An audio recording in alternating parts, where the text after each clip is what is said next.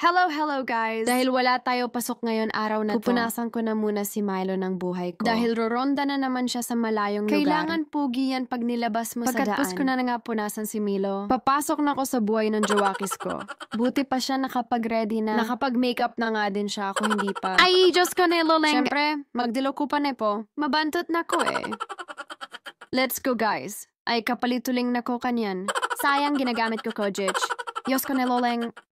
Nakarating na nga po kami sa simbahan. Dito lang po yan sa mismo Angeles. Dito po kami nagsimba sa Pisamban Maragul. Oh, syempre dapat. Paminsan-minsan si simba tamo ale. Bakanta milako tamo kasalanan guys. Hala-hala dito na nga po kami sa loob ng simbahan ko kaya wat masilab kanini. Katapos nga namin magsimba guys. Namasyal na muna kami sa may Nepo Mall. Durutan miya kilob ning mall gang. Mahilo-hilo na kami ni Jowa. Ayun nagutom nga kami. Try ko pa mangan kaninong manyaman. Yun na nga pinag-orderan ko na si Jowa. Kasi maranop na lasisi ko guys. Yun na nga, waiting na kami sa in-order namin. Maranup. Nako, loleng. Ay, buti na lang at okay na in-order namin. Nuko 1 hour na ko yata manaya. Magwala na lading bulati ko. Kaswelo na jowa ko pag-serve kay Panasoy. Wow, kasarap naman yan. Tara guys, chibugan na.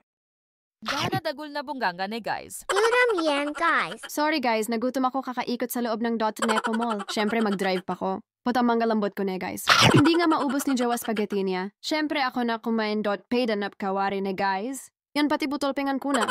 Yun na nga titikman natin tong pizza na may cheese sa loob ng tinapay. Tagnaido kapali na pala. Bintawan ko nga muna ang cellphone ko para nga ma-feel ko ang kinakain ko. Sabi ng Jowa katako ko kanuana. Hanggang dito na lang po guys. Thanks for watching. Paki-follow na lang po ako guys. Para mapanood niyo po, next video ko, nung buriyo ko, pang Alben bye guys.